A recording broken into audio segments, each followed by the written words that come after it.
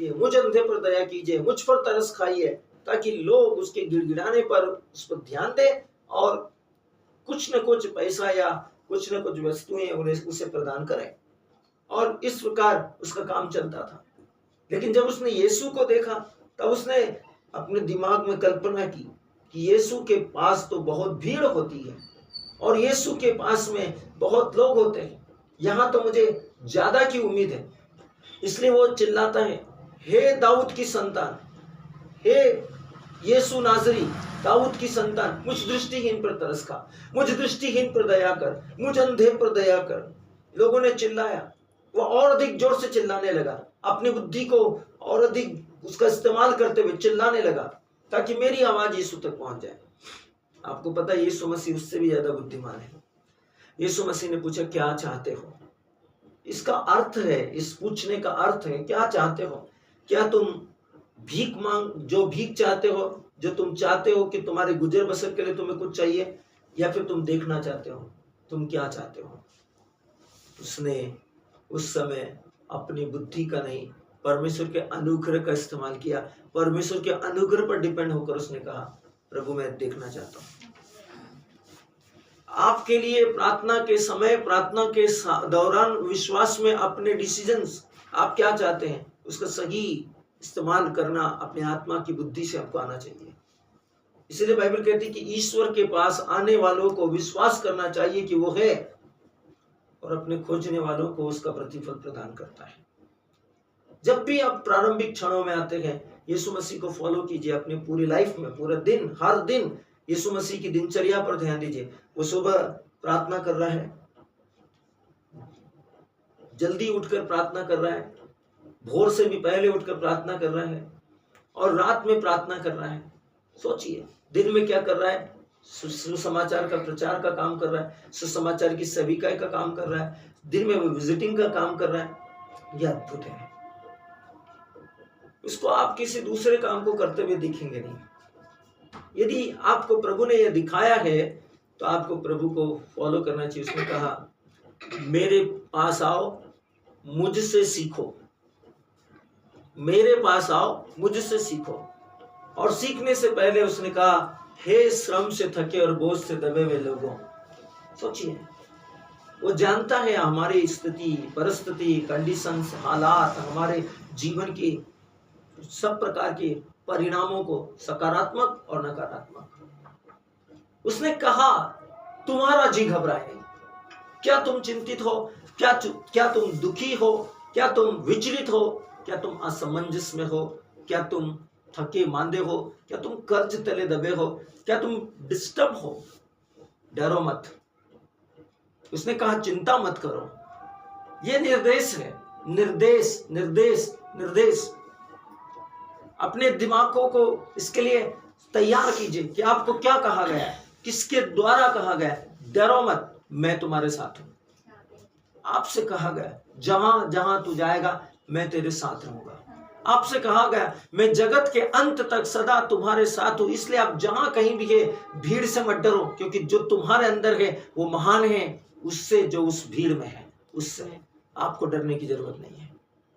उसने कहा, बोलते समय तुम्हारी ओर से पिता का आत्मा बोलेगा, इसलिए क्या कहोगे, इसकी चिंता मत करो। उसने आपको उपमा दी, आकाश के पक्षियों को देखो, उनके न घर है, न गोडाउन है, न भंडार है, और तुम्हारा स्वर्गीय पिता आकाश की बड़ी ऊंचाइयों में से उसमें से एक को भी गिरने नहीं देता है, उसमें से एक का भी पंख को गिरने नहीं देता। और उसने आपसे और मुझसे कहा, तुम्हारे सिर का एक एक बाल गिना हुआ है। यदि आपका सिर से एक बाल भी गिर जाता है तो परमेश्वर को, स्वर्गदूतों को पता है ये कौन से नंबर का बाल है। एक एक बाल गिना हुआ है। इसलिए चिंता नहीं करना, हर उस वस्तु को जो प्रभु ने कहा है उसको पालन करना। प्रभु ने कहा आनंदित रहो, प्रभु ने कहा प्रसन्न रहो। जब आप आनंदित है, प्रसन्न है, तो वो चिंता के नरक दुष्ट आत्माएं, नरक आत्माएं, दुष्ट आत्माएं, भय की आत्माएं, घबराहट की आत्माएं, विचलित करने वाली आत्माएं, वो टेंशन में आएगी आपकी जिंदगी में कि इनकी जिंदगी में इतना परेशानियां दिख रही है, इतना सब कुछ होने वाला है, इनको समझ में क्यों नहीं आ रही, ध्यान क्यों नहीं दे रहे। आप सोचिए, भोला होना और मूर्ख होना एक बड़ी एक बड़ी बात है। लोग बोलते हैं तेरे को समझ में नहीं आता कि क्या हो गया और उसके बाद भी हंस रहा है। मेरे प्रियो, ऐसा इसलिए है क्योंकि उसको पता नहीं। लेकिन जिसे पता है और उसके बाद उन परिस्थितियों से वो विचलित नहीं है और उन परिस्थितियों पर उसने अपने पैशन को नहीं खोया, बल्कि वो शांत और मौन और प्रसन्न है, इसका मतलब है कि महान उसकी आत्मा में काम कर रहा है। वो उन स्थितियों से परिस्थितियों से डरता नहीं है। बाइबल कहती है उससे मत डरो जो इस विश्व में है, जो शरीर को मार सकता है। प्रभु यीशु मसीह ने बहुत स्पष्ट तरीके से, बहुत साफ साफ शब्दों से कहा, अपने विश्वास में काम करो। अपने विश्वास में काम करना उसने आपको सिखाया, और न केवल सिखाया बल्कि कैसे विश्वासियों ने विश्वास किया और उनके परिणाम क्या हुए ये भी आपको दिखाया। सतपति ने प्रार्थना की, विनती की, निवेदन किया, रिक्वेस्ट किया, प्रभु मैं इस लायक नहीं हूं कि आप मेरे घर आए, किंतु मैं आपसे रिक्वेस्ट करता हूं, मैं आपसे प्रार्थना करता हूं, एक शब्द बोल दीजिए मास्टर, एक शब्द बोल दीजिए स्वामी, और मेरा नौकर चंगा हो जाएगा।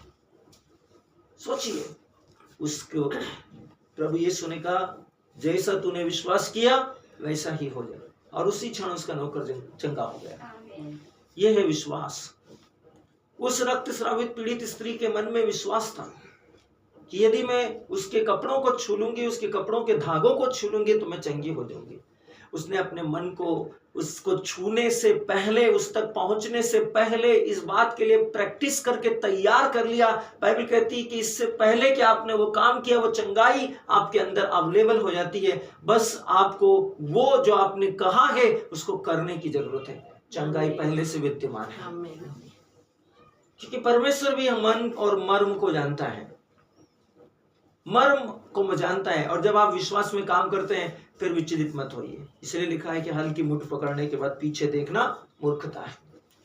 तो प्रार्थना में परमेश्वर के दर्शनों में चलिए, धन्यवाद दीजिए, स्तुतियां कीजिए, आराधना कीजिए, परमेश्वर के साथ सहभागिता कीजिए, अपने आप को परमेश्वर के साथ संगति में लाइए, परमेश्वर के साथ आत्मा में आत्मसात कीजिए। यीशु मसीह ने हमेशा आपको पिता को फॉलो करते हुए बताया है, पिता को, परमेश्वर को आपको महत्व देना सिखाया है।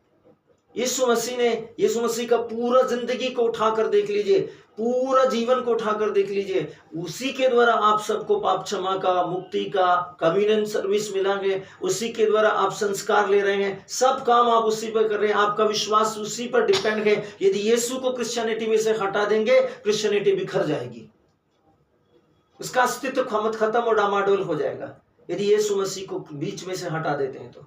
इसलिए यीशु मसीह ने आपको हमेशा दिखाया पिता को, पिता का चेहरा दिखाया। उसने कहा जिसने मुझे देखा उसने पिता को भी देख लिया। मैं